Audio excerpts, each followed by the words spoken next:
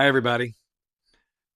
The big update for this video is that I bought a new chair to sit in, but also I have more questions to answer.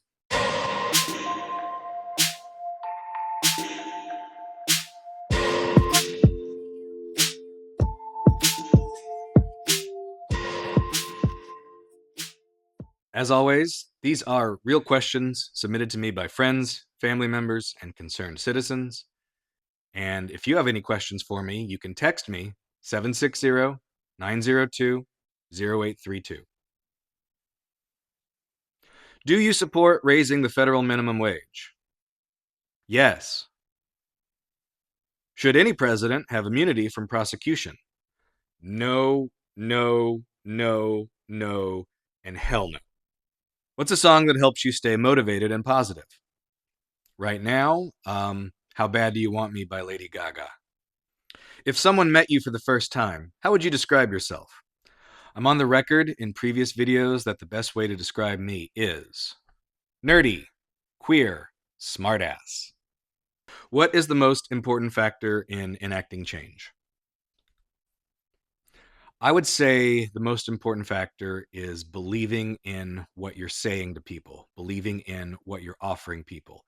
If you're just giving them lip service or what they want to hear, progress and change is never going to happen. But if you have an idea or a philosophy on governing that you actually believe in, then your passion will go a long way. And even if people don't always agree with what you're offering, they can at least appreciate that you believe what you're saying and you're being honest with them and not just, being a politician. Should the president be elected by the popular vote or by the electoral college? Okay, so the president should be elected by the popular vote because that's what democracy is, but that's not how the Constitution is set up. We have the electoral college, and it's never going to change in my lifetime. To amend the Constitution, you need 2/3 of the House, 2/3 of the Senate, and 3/4 of the state legislatures to sign off on it.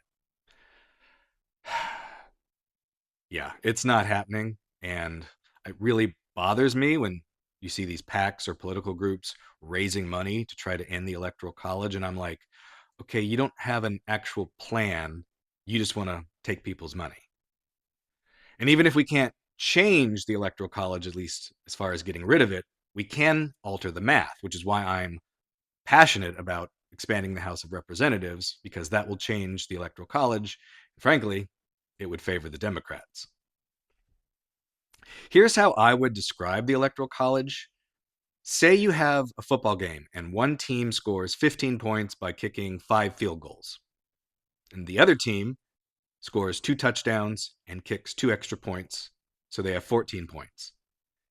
Common sense would say, well, the team that scored 15 points beat the team that scored 14 points. But if it's the electoral college, because the team that scored 14 points did it on touchdowns rather than field goals, that team actually won the game, which, as you can imagine, is really messed up. And the founders probably could never have foreseen what this system would have brought.